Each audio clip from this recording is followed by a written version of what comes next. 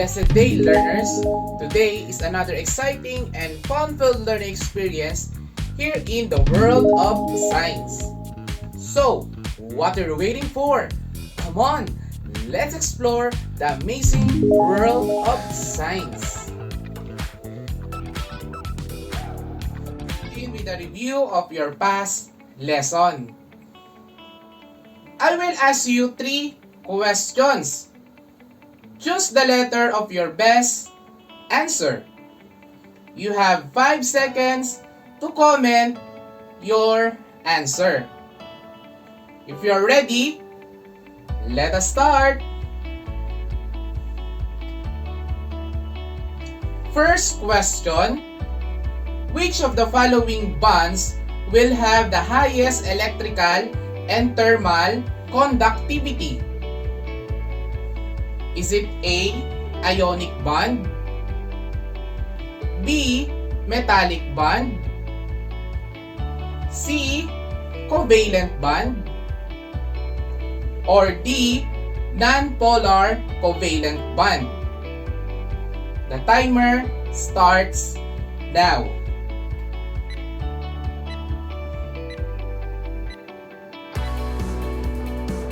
Time's up. The answer is B, metallic bond. Next, which of the following will have the highest melting temperature? Is it A, sodium chloride or salt,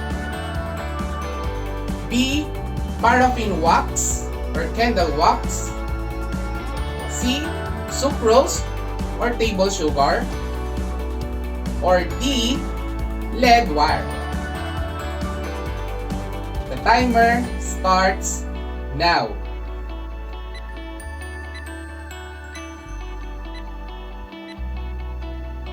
Time's up.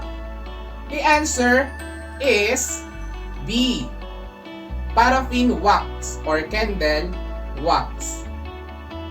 Last question. Why do atoms react with one another to form chemical bonds? Is it A, to attain stability, B, to form compounds, C, to form molecules, or D, to produce ions or to produce ions? The timer starts now.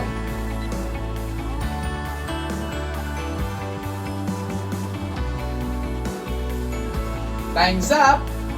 The answer is A, to attain stability. Very good, grade 9 students. Now, let us proceed to our learning objectives for today. For today's session, you are expected to explain how ions are formed, differentiate cations from anions based on their tendency to lose or gain electrons, and lastly, show the formation of ions using the Lewis electron dot symbol. Isn't it exciting, right? But before we start our discussion, let us have an exciting game first. Let us play What's the Number? You will find the total number of each given. This is a very simple because you're going to subtract the 2 numbers and find the answer. Okay, if you're ready, let us start. The number 1 given is 20 minus or 10 minus 20 is, there are 5 seconds to answer. The timer starts now.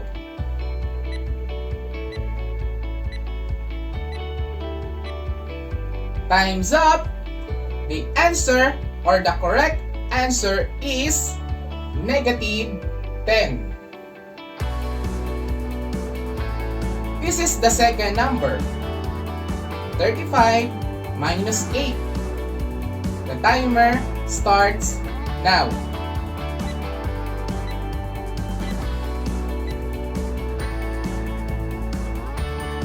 Time is up. The correct answer is positive 27. Next number is 55 minus 15. It is equal to, the timer starts now.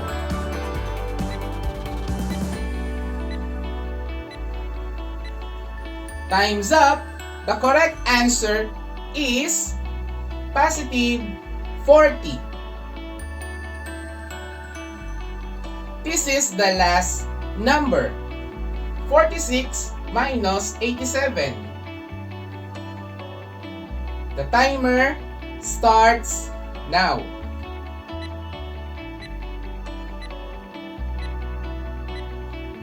Time's up. The correct answer is negative 41. Alright learners, congratulations to those who got 3 above scores. Now, what have you noticed about the number of the answer? Maybe you will say, there are different answers. Or maybe you will say, sir, there are different signs before the number. The correct answer is, there are different signs before the number. The signs before the number in connection to signs refers to a charge. Take note that elements could be positively or negatively charged, and this refers to as ions. Speaking of ions, let us talk about how ions are formed in ionic and covalent bond. Ions are formed when an atom is gaining or losing electrons and attaining a noble gas electron configuration with the expense of energy. An ion is a charged atom or a charged group of atoms. Positively charged ions are called cations. Negatively charged ions are called anions. An ion that is composed of only one atom is called monatomic ion. Monatomic ion. While an ion that is made up of 2 or more atoms is called a polyatomic ion. How cations or positively charged atoms are formed? Take a look at this example.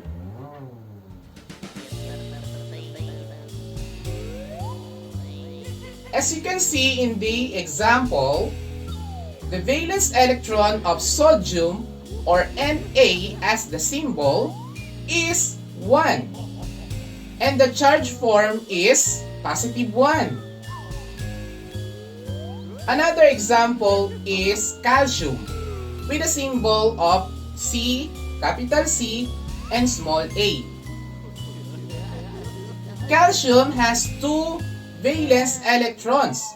So that is why the charge form is positive 2. These two elements sodium and calcium are positively charged, and they are called cations. What makes them positive? Usually, metals tends to lose electrons and it becomes positively charged. Another reason is if the number of valence electrons of an atom in the outermost shell is less than 4, it tends to lose their electrons and it becomes a positive ion. Did you understand? Oh, I know you do. How about anions or negative charge atoms? How are they formed? Take a look at this example.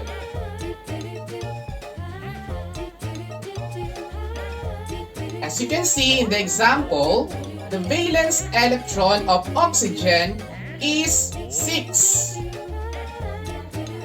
And the charge form is negative 2. Another is chlorine with a symbol of C, capital C, and small n. Chlorine has 7 valence electrons. So that is why the charge form is negative or negative 1. These two elements, oxygen and chlorine, are negatively charged and they are called anions. What makes them negative? Usually, non-metals atom tends to gain electrons and become negatively charged. Another reason is if the valence electrons of an atom in the outermost shell is more than 4, tends to gain an electron and it becomes a negative ion. Did you understand? Oh, I know you do. Why does an atom need to gain or lose valence electron? Atoms tend to gain or lose electrons because they need to be stable atoms. It follows the octet rule. Octet rule states that in forming compounds like NaCls, H2O, etc., atoms tend to achieve the electron configuration of a noble gas. That is, the number of their valence electrons become 8. Except He or helium, while has 2 valence electrons. Okay, class. In order to deepen your knowledge on how ions are formed, let us have an activity first. The title of this activity is Identify Me. In this activity, I want you to identify the number of charge in each atom and describe what ions are formed.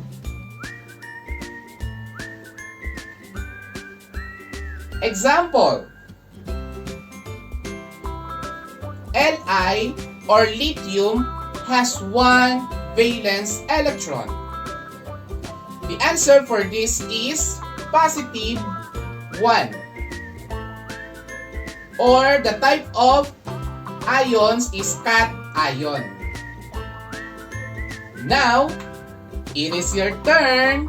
You will be given 5 seconds to answer each item. Ready? Okay, number 1. K, capital K, or potassium with 1 valence electron. The timer starts now.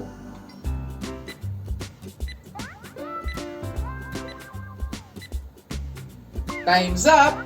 The answer is positive 1. And the type of ion is cation. Number 2. N or capital N or nitrogen with 5 valence electrons. The timer starts now.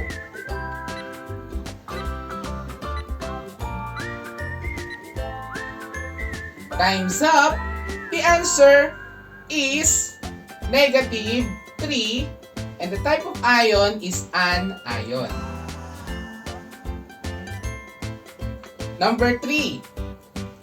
Al, capital A, small l, or aluminum with 3 valence electrons. The timer starts now. Time is up. The answer is positive 3. And the type of ion is cation. Number 4. Mg, capital M, small g, or magnesium with 2 valence electrons. The timer starts now.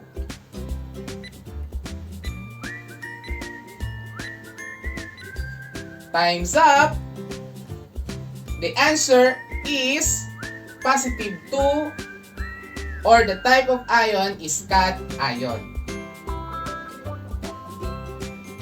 Last number, S or capital S or sulfur with 6 valence electrons.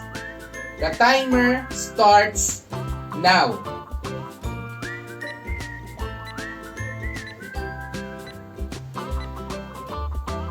Time's up. The answer is negative 2 or the type of ion is an ion. Alright learners, congratulations for your great participation. I hope that you got all the correct answer. Now, let us talk about the Lewis electron dot structure. A system known as LEDs or LEDs proposed by Gilbert and Lewis is used to emphasize the atom's valence electron. It is a shorthand method which consists of a symbol of the elements surrounded by a valence electrons as represented by dots. Rules on how to write LEDs. First, count the number of valence electron around the atom. Number 2, distribute the valence electrons around the atomic symbol by using dots in order.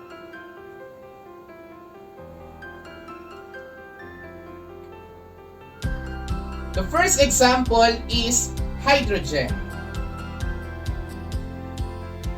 which has a symbol of capital H. The valence electron of hydrogen is 1. First, write the symbol of the atom.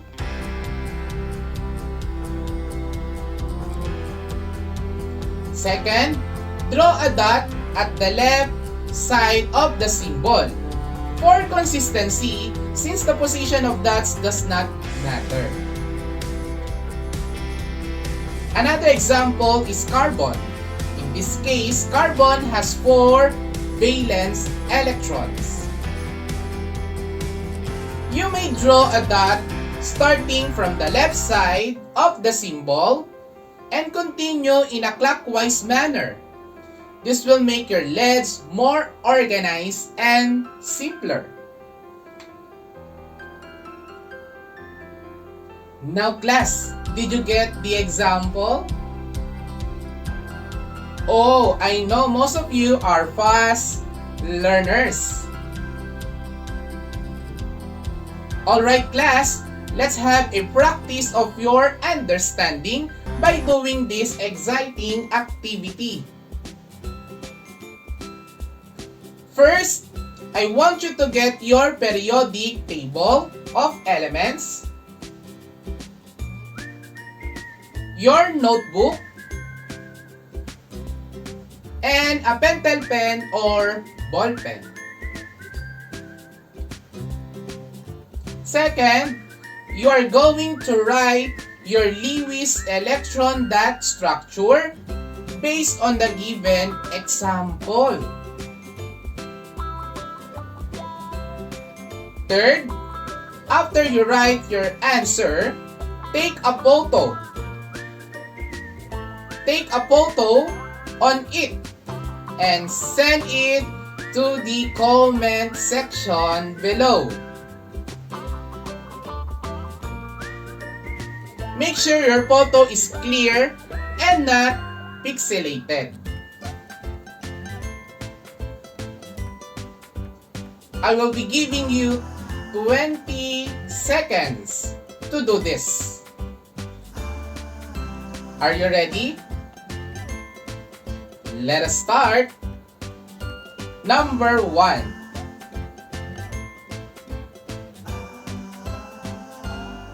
The timer starts now.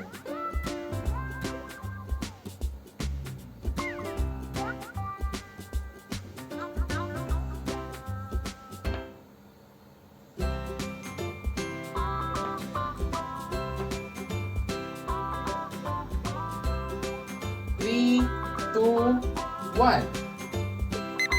Time's up.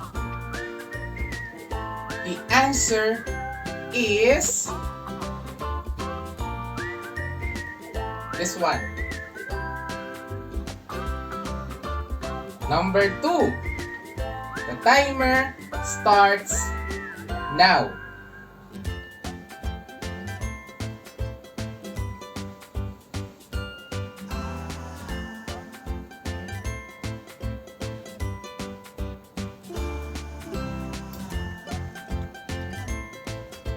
Five, four, three, two, one. Time's up. The answer is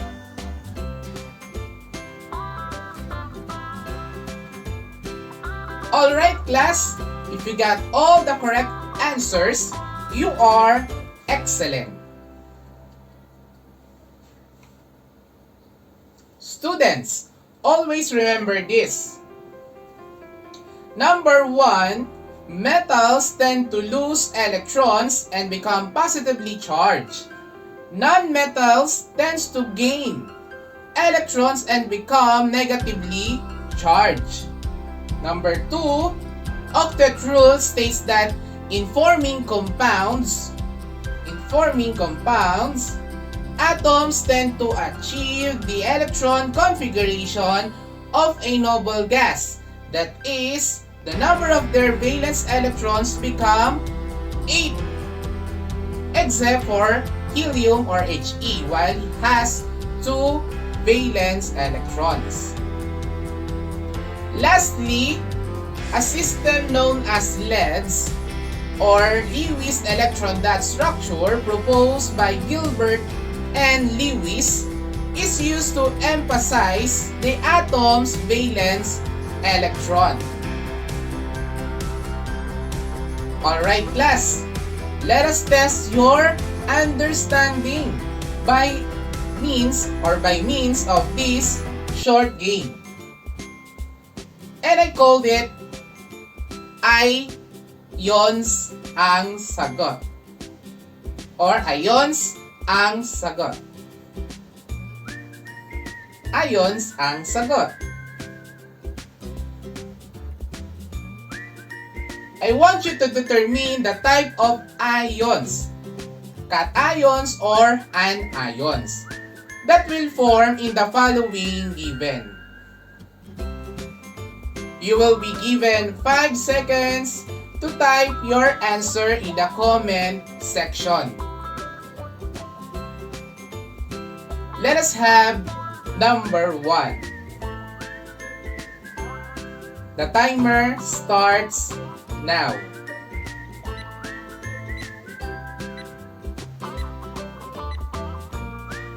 Time's up. The answer is cation. Number 2. The timer starts now.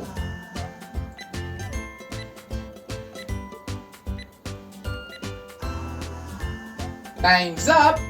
The answer is an ion. Number 3. The timer starts now.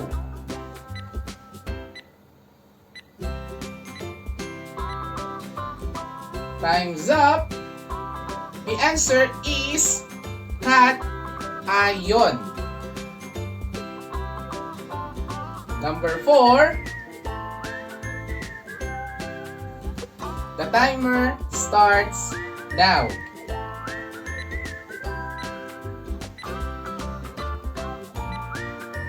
Time's up.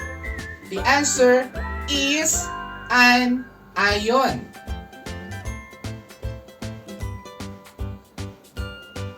And lastly, number 5. The timer starts now.